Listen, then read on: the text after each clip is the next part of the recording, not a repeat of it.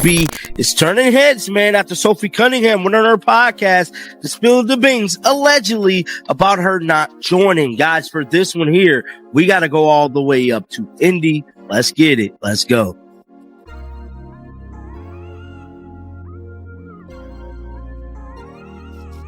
Hope everybody's having a great day today. We got to talk about Project B. We got to talk about Caitlin Clark. Now, we know a deal was put on the table behind closed doors for a lot of these WNBA players. We're talking upwards of $2 to $3 million being involved with. Get ready, because the most unbelievable, jaw-dropping Project B footage has just surfaced. And if this is real, Caitlin Clark may never forgive what it's about to expose.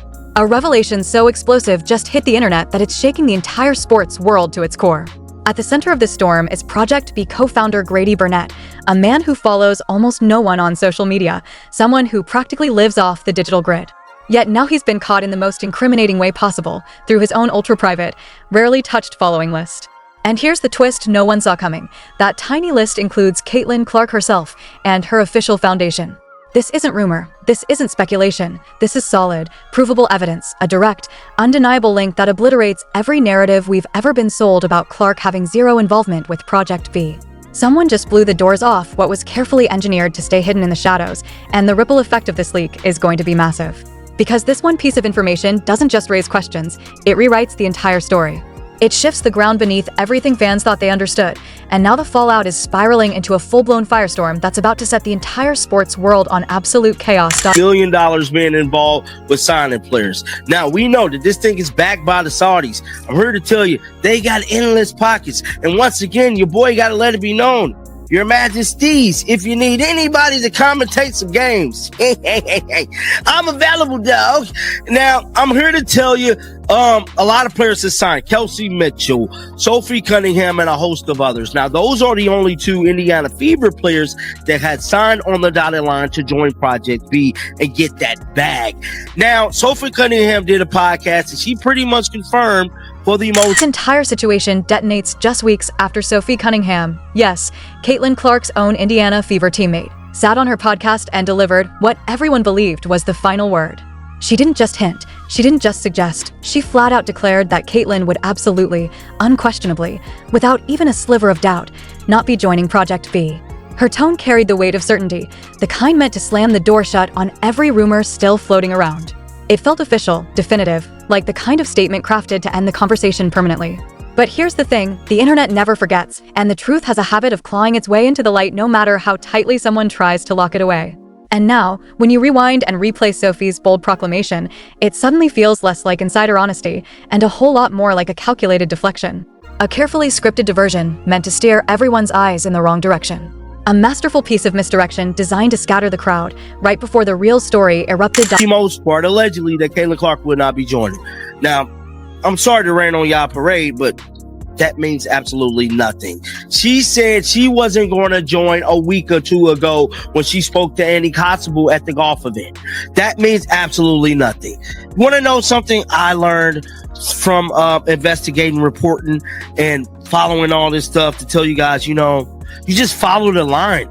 See, one thing about working in media is you follow the lines and you follow. And then the plot thickens into something almost surreal. The irony of Sophie's proclamation becomes laughably stark once you trace her own recent moves. Just a week or two before she went on that podcast and insisted Caitlin would never join Project B, Sophie herself publicly claimed she wouldn't be signing on either. Yet the paperwork, the hard, verifiable kind, tells a very different story. She quietly inked the deal and officially joined the league. That glaring mismatch between what she loudly declared and what she ultimately did makes her scoop about Caitlin ring painfully hollow. It starts to feel less like a well-meaning denial and more like a deliberate smokescreen, a performance meant to obscure the choreography happening behind the curtain. This isn't a simple change of heart. It reads like choreography, a calculated, strategic pivot that begs for deeper scrutiny from anyone trying to untangle who's really calling the shots. See, y'all see who this is? This is Grady Burnett. Y'all don't know who this is, but some of y'all might. Grady Burnett don't have a follow from nobody. Nobody. He's the co-founder of Project B. He's the man with the plan. Co-founder of Project B. Now, let's see whose grade he's following. He's only following 1,200 people. Let's see who grade he's following. So what exactly is the unstoppable force pulling players toward Project B like a gravitational vortex? It all comes down to one thing, the mind-blowing, almost surreal mountain of money being thrown onto the table. We're talking initial signing bonuses hitting a jaw-dropping $2 to $3 million simply for agreeing to ink your name on a contract. A number so massive it doesn't just overshadow standard WNBA salaries, it obliterates them. Reports say players are being offered triple, yes triple, what they currently make in their long-established leagues. That kind of astronomical jump isn't something you shrug off. This isn't just about basketball anymore, it's about generational wealth, the kind of financial life shift that could alter not just careers, but entire family legacies. With stakes that massive, any hesitation from players suddenly feels less like moral principle and far more like negotiation theater, strategic posturing, or maybe even quiet, behind-the-scenes dealings the public was never meant to see. Caitlin Clark and the Caitlin Clark Foundation. Oh, he's following them. Who else is he following? Is he following Sophie? Oh, he's definitely following Sophie. He's following Sophie. Now, mind you, no one follows him. See, Caitlin's not following him. And Sophie's not following him either. Sophie don't follow him either. I say that. But this leads us straight into one of the most baffling enigmas in the entire unfolding drama. Who, or what, is actually bankrolling this financial powerhouse known as Project B? The stories surrounding its funding aren't just unclear, they're completely splintered, creating a labyrinth of whispers, contradictions, and unanswered questions. While the public narrative and much of the media chatter insists the league is fueled by deep Saudi pockets with seemingly infinite wealth, Sophie Cunningham once again dropped a curveball that sent everyone spiraling. She boldly claimed that Project B isn't tied to Saudi money at all, but is instead backed by 4 colossal tech companies, recognizable giants with resources that could practically print gold. Household names, as she described them. Companies with a ton of money, according to her own words. That stark, head-on contradiction between what insiders imply and what Sophie insists adds yet another electrifying layer to this mystery. It forces a new question to the surface. Is someone deliberately shaping the narrative about where Project B's fortune really comes from? And if so, why? To dodge backlash? To steer public opinion? To shield the league from geopolitical controversy? Whatever the motive, the tension is unmistakable. And just when you think you've reached the center of this maze, the plot twists again. See, Caitlin's not following him. And Sophie's not following him either. Sophie don't follow him either. I say that to say what Sophie is saying means absolutely nothing. Means nothing. Nothing. Because like I stated, she stated a week prior that she wasn't going to join Project B. It's a league. So the W season goes from May to October for people who don't know.